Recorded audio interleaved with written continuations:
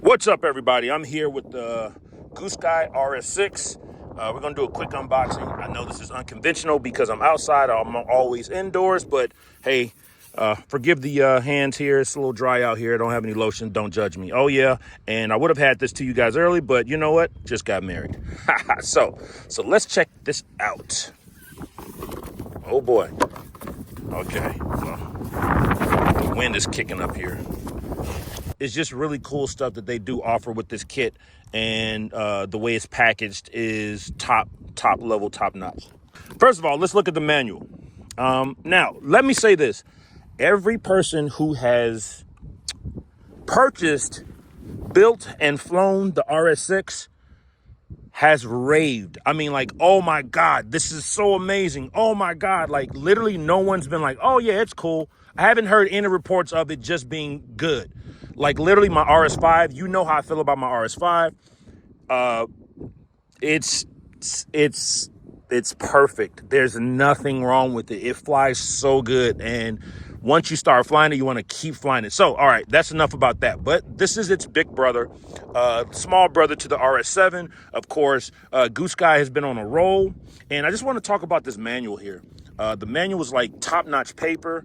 Now, I know a lot of companies have gone to doing manuals online. Okay, that's cool. It's cool, you know, no problem. But I like a paper manual. I just grew up in this hobby with paper manuals, and that's just, I like it. So it's very detailed. Everything's laid out very nice.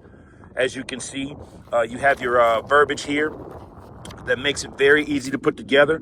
Everyone that has bought it and put it together said it was very easy to put together. So as you can see, top level manual there. All right, so I'm gonna look at the canopy really quick.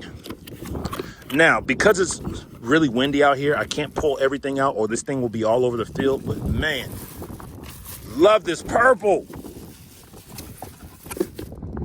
I see Tarek has purple. Let's see, Raphael Mendoza has purple. The purple pops. As soon as I saw it, I was like, yeah, I need that purple. I need that purple. You just don't see this color on a kit nowadays anymore. So that looks amazing. So usually the boom will come in here. Nice. This is awesome. I'm glad they went with the color boom for the RS6 because it just adds a little bit more pizzazz to it. Look at that. That is beautiful. All right, so we got our boom in here. We've got our upper and lower side frames here. Now, some of you guys are like, oh, I don't know between this brand and that brand and this size or that size. This is the perfect size because it's, some might say the 550 is the perfect size, but I'm just saying I feel like this is the perfect size because it's like big, but not too big. It's not a 700-800 size. I love it comes with the white skid pipes, and I know it comes with the white landing gear too. Comes with the matching purple fin. You know what? I might make this one white. I think that white would stand out a little bit more, but I might make that white. You got your tail push rod here. Got your battery tray. Let's see, what else is in here? Let's see. Okay, nothing. All right. Minimalistic. I like it. Straight to the point. Bag of box 2. Okay. Now, here's the thing. I would open up all of these parts, and I know this is an unboxing, and I know you want to see this stuff, but this wind is going to blow all these bags and all this stuff around, and I want to make sure I don't lose anything. So I thought this would be a good idea to do this outside because I've never done one outside, but turns out the wind had a different plan. But I will tell you this. This main gear is beefy, very beefy. I can see that. Yep. Your typical stuff in here. Here's your one-way. Here's your bottom bearing block. Okay, here's your servo radio tray here. All right, I think that's for your servos there. Blade holder, of course. It's for your antenna. Yep. Look at that hefty belt. Yeah, I always soak mine in a little silicone just to make sure it's, you know, can stand the high head speeds and the reversals and stuff like that. Here's the tail housing unit. tail bell crank in there. Here's that lovely white landing gear. I love white landing gear. Love it, love it, love it. All right, here's the battery latch here. And looks like the battery tray guides, I believe. All right, not really sure because I'm not looking at the manual.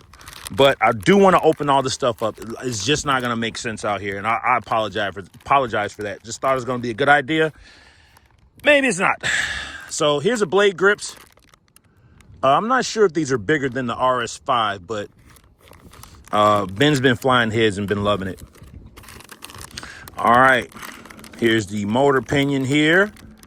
Everything is packaged really well is what I really want to say here. You got your extra zip ties and stuff like that. I think the main shaft's in here. Yeah, main shaft's in this bag. Everything is laid out, and I built plenty of these. I just built the RS7, actually 14S setup with a Touareg motor in it.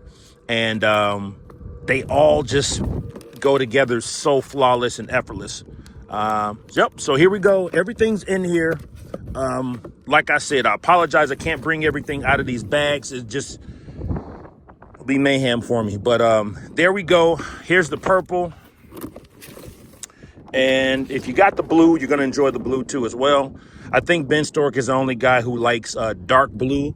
I don't know. It's like a camouflage with the sky. I don't know.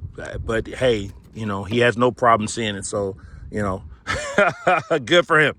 But yeah, so what I'm going to do is I'm going to take this back to the house. I'm going to get this put together, and I'm going to walk you through some of the perks of this or what's different from the RS5.